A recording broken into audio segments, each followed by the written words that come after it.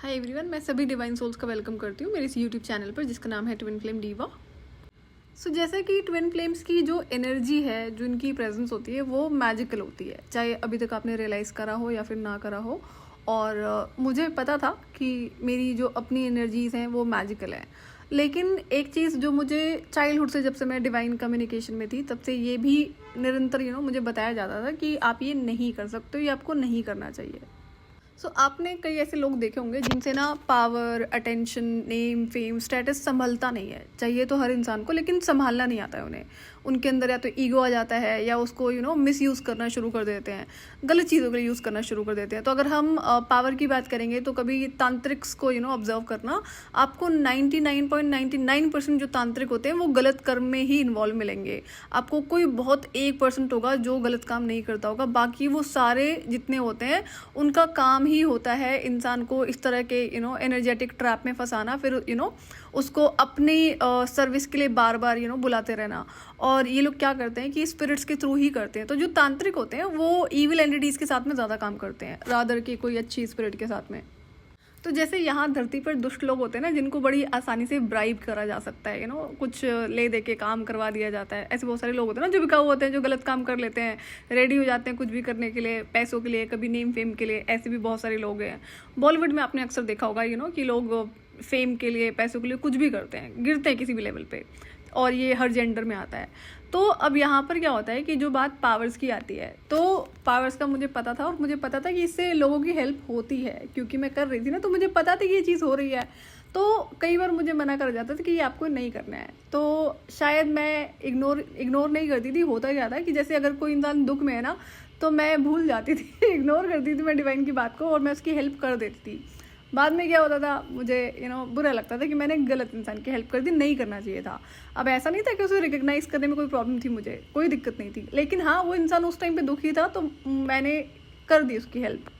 अब इसमें कुछ पर्टिकुलर मुझे याद है सिचुएशन जहाँ पर मुझे डिवाइन मना करते थे। जैसे कि कोई इंसान प्रॉब्लम है, उसके पास सोल्यूशन नहीं है। अब यहाँ पर बात सिर्फ पैसों की नहीं हो रही है, कुछ ऐसी प्रॉब्लम्स होती थी जैसे कि वहाँ पे उनको सोल्यूशन नहीं मिल रहा है। तो ऑब्वियसली बात है, ट्विन फ्लेम होने की वजह से, जैसे कि मैं स्पिरिचुअल से फुली कनेक्टेड रहती हूँ, तो मुझे इन्फॉर्मेशन दी जाती है और ये बहुत हेल्पफुल होता है। तो इसलिए भी ये भी एक वन ऑफ द गिफ्ट है कि हर प्रॉब्लम का सोल्यूशन होता है। तो पता था मुझे ये बात का। तो जब मैंने उस इंसान को वो सोल्यूशन दे दिया, तो उसने क्या करा कि वो तो उसका हो गया बट अब क्या होता है कि जिस प्रॉब्लम को आप सॉल्व नहीं कर पा रहे थे कई महीनों से, और आई थिंक साल भी हो गए थे, उसको जब आपने मुझे बताया तो मैंने आपको तुरंत उसका सोल्यूशन दे दिया। तो जो मुझे नहीं देना चाहिए था, मना था। इन बुरे जो गलत लोग होते हैं उनकी लाइफ में जो सिचुएशंस आती हैं, उनके बुरे कर्मों के रूप में भी आती हैं। तो ये अगेन मेरी लाइफ की लर्निंग रही है कि मुझे कहाँ पर रुकना था, कहाँ पे किस इंसान की हेल्प नहीं करनी थी। तो अगर आप ट्विन फ्लेम हो तो आदत तो होगी ना आपके अंदर जल्दी से हेल्प कर देने की, लोगों की अपफ्रंटली कूदने की, कि हाँ भाई हम हेल्प कर देते हैं। हेल्पिंग नेचर होता है ट्विन फ्लेम का। तो ये आप ज़्यादा अच्छे से जानते होंगे, मैं तो अपना बता रही हूँ। तो मुझे बैक टू बैक ये रिमाइंडर्स दिए जाते थे कि आपको नहीं करना है, बट मैं करती थी। तो ये बाद में आकर, मैं अवेकनिंग के बाद में इस आदत को चेंज करती हूँ कि नहीं, मुझे अब ये गलती रिपीट नहीं करनी है। तो अब ये जो पावर्स होती हैं आपकी, इसकी जो रिस्पेक्ट होती है ना, ये आपको करनी होती है। अगर आप पावर्स की डिसरिस्पेक्ट करोगे, फॉर ग्रांटेड लोगे, तो या तो वो आपके गिफ्ट्स और जो पावर्स हैं वो सस्पेंड कर दिए जाएंगे डिवाइन की तरफ से, या फिर आप उनको एक्चुअली में खो दोगे। अब जैसे कि मेरी एक भी पावर मुझसे ली नहीं गई डिवाइन, मतलब ऐसा नहीं कि रिमूव कर दिया, सिर्फ सस्पेंड करे गए थे, वो भी स्पिरिचुअल गिफ्ट्स कुछ स्पिरिचुअल गिफ्ट्स मेरे सस्पेंड करे गए थे। लेकिन अगर ये बोलूँ कि भाई रिमूव कर दिया, नहीं, तो ऐसा कुछ भी नहीं हुआ था। क्योंकि अब ऐसा नहीं था ना कि मैं कोई बहुत जानबूझकर कर रही थी, बट ये था कि हाँ, मुझसे पेन नहीं देखा जाता दूसरे इंसान का, तो मैंने इस रीज़न से कर दिया, तो जिस पर मैं चेंजेस करती हूँ। तो इस सिचुएशन से मैं एक चीज़ और रियलाइज़ करती हूँ, ऐसे पता नहीं कितने सारे लोगों के कर्म फल के रास्ते में आई थी, चाहे इंटेंशनली आई, चाहे अनइंटेंशनली आई, या फिर मैं उस इंसान को दुख में नहीं देख सकी, मैं इसलिए उस इंसान के कर्म फल के रास्ते आई।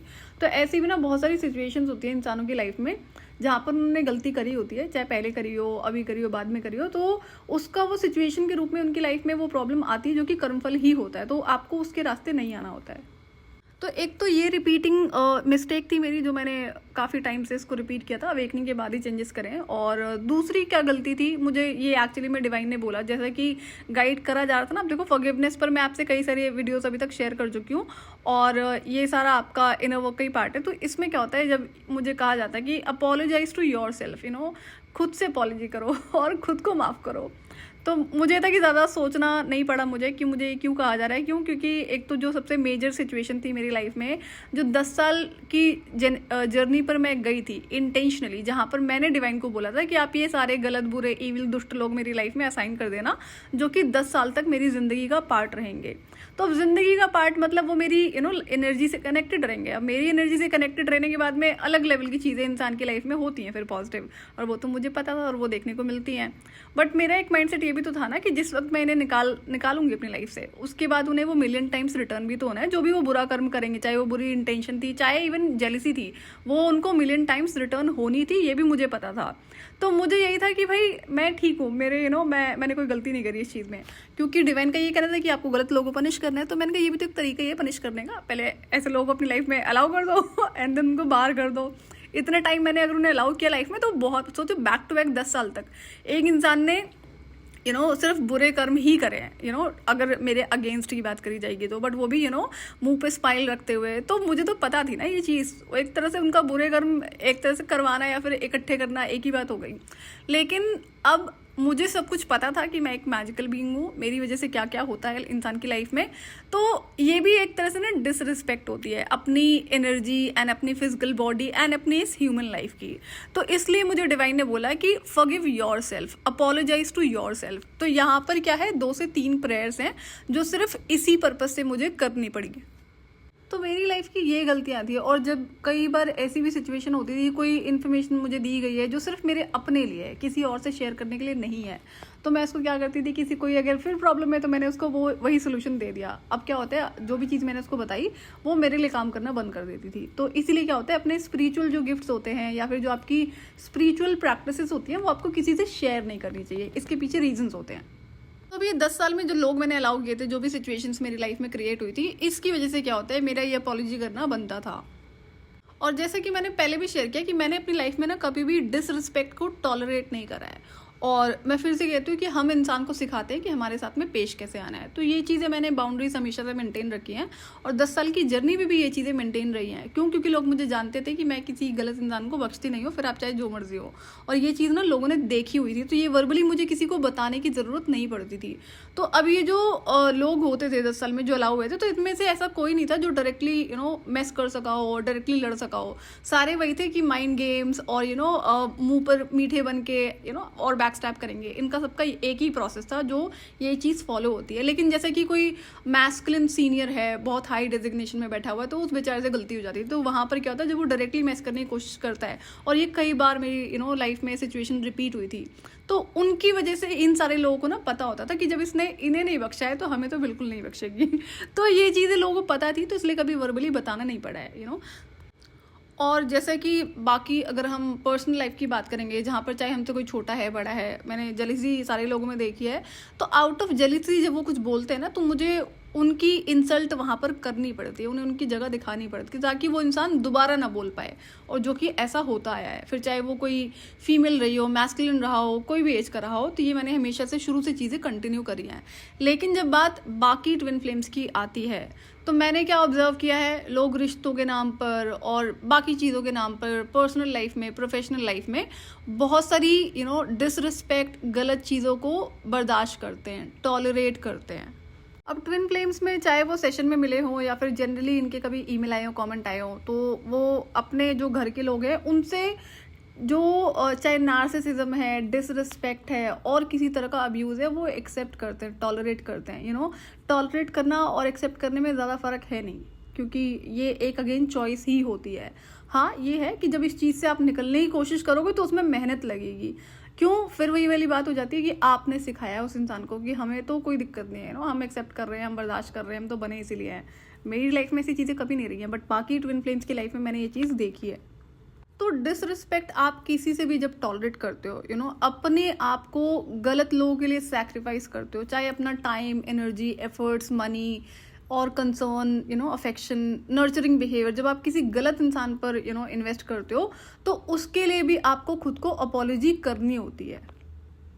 तो डिवाइन का यही कहना था कि हमने तो कभी नहीं बोला कि इंसानों को डिसरिस्पेक्ट रिश्तों के आड़ में या रिश्तों के नाम पर टॉलरेट करना चाहिए, ना तो किसी छोटे से ना किसी बड़े से, ना अपने ही बराबर वाले से, जब आपकी गलती नहीं है।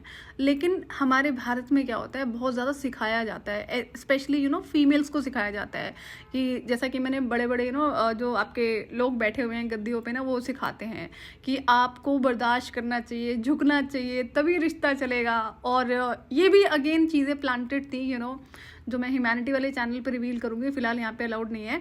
तो अब क्या होता है कि इससे अगेन आप अपनी जो वाइब्रेशन है उसको लो करते हो। कोई आप एहसान नहीं कर रहे हो सामने वाले इंसान पे या अपने ऊपर, आप अपना ही नुकसान कर रहे हो, अपने आप को ही लोअर वाइब्रेशंस में लेकर जा रहे हो। सो यहाँ पर बड़े सारे जो गलत टीचिंग्स होती हैं, बिलीफ सिस्टम जिसको अगेन कहते हैं, बिलीफ सिस्टम पर मैं आपसे कई सारे वीडियो शेयर कर चुकी हूँ, वो सारे आपके लिए सुनने मैंडेटरी हैं। किस तरह से बिलीफ सिस्टम आपके और थॉट, जो आपका थॉट प्रोसेस है वो आपके एनर्जी लेवल एंड वाइब्रेशंस को अफेक्ट करता है। तो जब आपको कोई भी इंसान ये चीज़ सिखाता है अब यहाँ पर जो बड़े बड़े मैंने साधु संतों को भी ये चीज़ बोलते हुए सुना है कि आपको झुकना चाहिए, और ये पार्ट ना एक्चुअली में फीमेल्स को पढ़ाया जाता है। तो यहाँ पर अभी आपको अपनी लाइफ को ऑब्जर्व करना है कि आपने कब से गलत चीज़ों को टॉलरेट करा है, चाहे कोई गलत बिहेवियर है या अब्यूजिव लैंग्वेज है। जैसा कि मैंने देखा है कई लोगों में आदत होती है कि उनको हर टाइम अब्यूजिव लैंग्वेज को यूज़ करने की आदत होती है, फिर चाहे वो पेरेंट्स हैं या फिर हस्बैंड वाइफ हैं। एक मैंने अंकल आंटी देखे थे, तो अंकल का तो क्या था कि भाई अंकल बिना गालियों के बात करते ही नहीं थे आंटी से, एंड आंटी भी कोई बहुत अच्छी नहीं थी, आंटी एक्चुअली में अंकल का ही मैच थी। बट मैं ये कह रही हूँ कि अगर इस तरह की लाइफ कोई एक अच्छा कपल जीता है, जो मेरे हिसाब से नहीं करता होगा, जहाँ पर मेच्योरिटी है, रिस्पेक्ट है, वो इंसान गालियाँ क्यों यूज़ करेगा ना। बट इन जनरल मैं जो देख रही हूँ कि वहाँ पर क्या होता है, फिर वो कई बार ना अपनी डॉटर थी उसको भी गालियाँ देता था। अब जो उनका बेटा था वो गालियाँ नहीं यूज़ करता था, लेकिन मैंने कहा ये भी बड़ी अजीब सी चीज़ है, वो अपने बेटे की बड़ी तारीफ़ें करता था कि मेरा बेटा गालियाँ नहीं देता है। मैंने कहा ये कौन सी तारीफ़ है, मतलब ये खुद इंसान तो हर टाइम गालियाँ बिना गालियाँ दिए बात ही नहीं कर सकता, कभी भी नहीं कर सकता कि इसको बोलो ना कि वो एक डायलॉग भी, एक स्टेटमेंट भी बिना गालियों के बात कर ले, तो पॉसिबल ही नहीं होता था उसके लिए। क्यों? क्योंकि बहुत लंबे टाइम से ये चीज़ें प्रैक्टिस करी होंगी, इसलिए उसके लिए कंट्रोल लगाना मुश्किल था। तो आप जब भी किसी इंसान का बुरा बिहेवियर, टॉक्सिक बिहेवियर बर्दाश्त करते हो, टॉलरेट करते हो, फिर चाहे वो कोई भी इंसान है, इंक्लूडिंग योर पेरेंट्स, तो वहाँ से क्या होता है, उस टाइम की एनर्जी को आप ऑब्जर्व करो। आपको खुशी होती है उस चीज़ को सुन के, जो भी आपको बोला जाता है जब आप गलत नहीं हो। आई एम श्योर कि आप दुखी होते होंगे, आप हर्ट होते होंगे, और अगर आप ट्विन फ्लेम हो तो आप ज़्यादा सेंसिटिव हो, काफ़ी दिनों तक वो चीज़ें आपके माइंड में चलती रहती हैं। अब जब भी ऐसी सी सिचुएशंस होती है, तो वो सारी एनर्जीज ना आपके एनर्जेटिक सिस्टम में स्टोर हो रही होती है, इसको रिलीज़ करना पड़ता है, ये अपने आप रिलीजिंग नहीं होती है। तो अब आप अपनी एज को तो जानते होंगे, जिस मर्जी एज में हो आप, 20s में, 30s में और 40s में, और इससे ऊपर भी लोग मुझे मिले हैं जो सेशन में आते थे। तो वहाँ पर क्या होता है, इन लोगों ने शुरू से इन चीज़ों को टॉलरेट करा है, और पहले तो अपने कार्मिक पेरेंट्स से टॉलरेट करा, फिर उसके बाद जब शादी हो गई तब भी उन्हें वहाँ पर लोग ऐसे मिले, और वो तो मिलने थे ना। क्यों? क्या होता है कि अगर आपने इन चीज़ों पर कंट्रोल अपने घर में लगा लिया होता ना, तो आपको ससुराल में ये चीज़ झेलनी नहीं पड़ती। तो अगर आपने ये चीज़ वहाँ नहीं सीखी है, तभी तो जाकर रिपीट हो रही है ना, क्योंकि ये कार्मिक लेसन था कि आप ये चीज़ें अपनी लाइफ में अगर अलाउ करोगे तो वो होती रहेंगी। फिर आप किसी को ब्लेम मत करो, क्यों? क्योंकि ये एक चॉइस होती है। तो मेरी लाइफ में ना ऐसा बहुत ज़्यादा चीज़ें नहीं थी कि अगर मैं कंपेयर करती हूँ बाकी लोगों की लाइफ से, जहाँ पर मैंने देखा हुआ है हर एज के इंसान को टॉलरेट करते हुए, जहाँ पर वो गलत नहीं है, जहाँ पर उसकी इंटेंशन अच्छी है, जहाँ पर उसके कर्म अच्छे हैं, तब भी वो रिश्तों की आड़ में, रिश्तों की वजह से टॉक्सिसिटी को, नार्सिसिज्म को बर्दाश्त करता है और बर्दाश्त करती है। तो ये क्या है, ये भी डिवाइन के अकॉर्डिंग एक्सेप्टेड नहीं है। डिवाइन कहते हैं कि हमने कब बोला, ये तो इंसानों का पढ़ाया हुआ पार्ट है ना, जो किसी ने आपको पढ़ाया और आपने पढ़ लिया। अब जैसे मैंने कई फीमेल्स को ना जो मैरिड हैं, उनको दूसरी फीमेल्स को बड़े गलत शब्दों को बोलते हुए सुना था। जैसे कि फैमिली का बता रही हूँ, रिलेटिव्स में, कि एक फीमेल है जो वाकई बहुत अच्छी है, और वहाँ पर कुछ दुष्ट फीमेल है, ईविल फीमेल जिनको कहते हैं, वो उसे इतने बुरे शब्द बोलती थी ना, और वो आज भी वैसी की वैसी है, बदली नहीं है। क्यों? क्योंकि जो बर्दाश्त कर रही थी उसने शुरू से बर्दाश्त किया, और जो बोल रही थी वो अब तक बोलते हैं, उनकी ज़ुबान बंद नहीं होती है। ये कि मेरी प्रेजेंस पे नहीं बोलते हैं, उन्हें पता है कि मैं उनकी धुलाई कर दूंगी, क्योंकि ये मैं करती आई हूँ। तो मुझे होता है भाई जब तक मैं वहाँ पे अवेलेबल हूँ तब तक तो मैं एक कर ही सकती हूँ। तो अब उन्हें ना आदत हो गई है कि जब मेरी प्रेजेंस वहाँ पर होती है तो वो बोलते नहीं उसे कुछ भी, और वहाँ पर फिर चाहे मैस्कुलिन है चाहे फेमिनिन है, सबको पता है कि भैया ये नहीं हो सकता पॉसिबल ना। तो मेरी प्रेजेंस में वो नहीं बोलते, बट इतना पता है कि अगर मैं वहाँ पर नहीं हूँ तो ये चीज़ें कंटिन्यू होती हैं। तो उसमें मैं क्या कर सकती हूँ? ये चीज़ें तो आपने सिखाई है ना लोगों को कि आप बोलो इस तरह से, या फिर जिस तरह से फिजिकल अब्यूज़ भी होता है, मार पिटाई भी होती है, ये भी देखी है मैंने।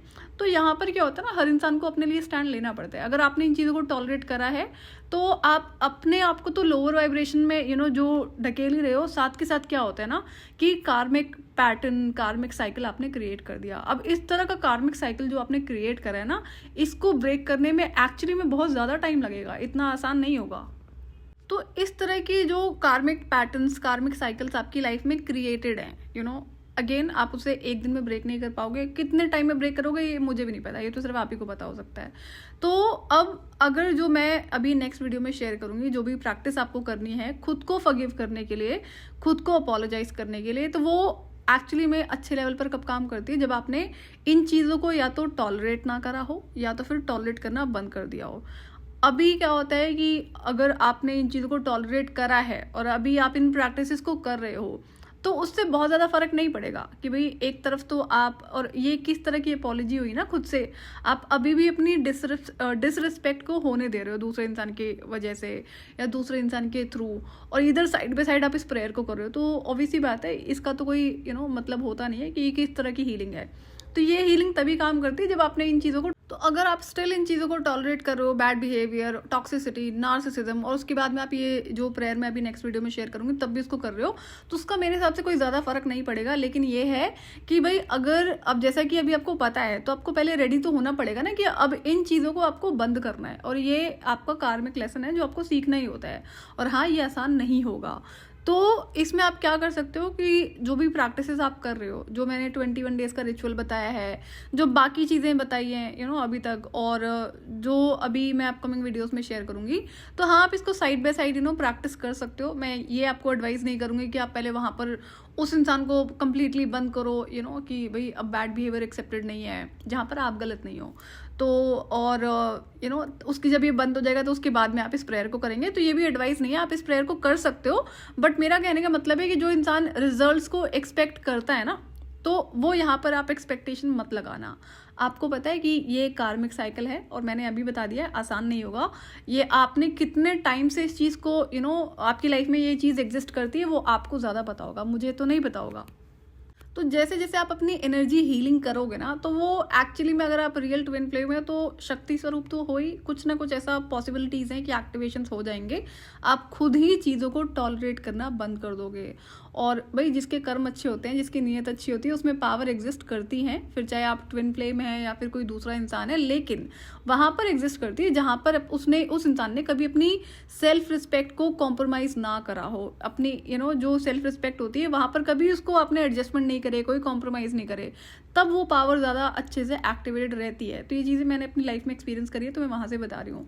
तो कोई बात नहीं, आप इन प्रैक्टिसेस को करना। जैसे जैसे आप एनर्जी हीलिंग में आगे बढ़ोगे, तो अगर अभी तक आप खुद को वीक समझते थे या आपके अंदर उतनी क्षमता नहीं होती थी ना कि आप किसी को रिप्लाई बैक कर सको या मना कर सको इन चीज़ों को करने के लिए, तो अभी ये हो सकता है कि इस तरह की एनर्जीज क्रिएट हो जाए अगर आप एक रियल ट्विन फ्लेम हो। और ट्विन फ्लेम की शब्दों में, उनकी एनर्जीज में बहुत पावर होती है, उससे इंसान डरते हैं चाहे, और गलत इंसान तो ज़्यादा ही डरता है। तो आपको बोलना सीखना होगा। तो कोई बात नहीं, आप इन प्रैक्टिसेस को कंटिन्यू करना। बाकी तो आपको पता है कि एकदम से रिजल्ट्स नहीं आएंगे अगर आप इन चीज़ों को अभी तक कंटिन्यू करते आए हो, बट ठीक है, अपने एंड पे तो आप अपना काम कर ही सकते हो। तो जब आपने अपनी बॉडी और अपनी माइंड, सोल, स्पिरिट को डिसरिस्पेक्ट करा है, फिर चाहे फूड आइटम्स के थ्रू करा हो, किसी गलत इंसान की बदतमीजी को टॉलरेट करके करा हो, तो इन सब चीज़ों के लिए ना आपको अपॉलॉजी करनी पड़ती है। अब जैसे कि मुझे ना एक स्पेशल प्रेयर करनी पड़ी थी जब मुझे जो फूड वाले पैटर्न से मैं इसको ब्रेक नहीं कर पा रही थी, तो आई रियलाइज़ कि यहाँ पे गड़बड़ है, मेरे एंड से है, तो जो मुझे करना पड़ेगा। तो मैंने जब उसको करा ना, तब जाके मैं अपना वो 21 डेज का रिचुअल पूरा कर पाती हूँ। अदरवाइज उसको करने में मुझे बहुत टाइम लगता है।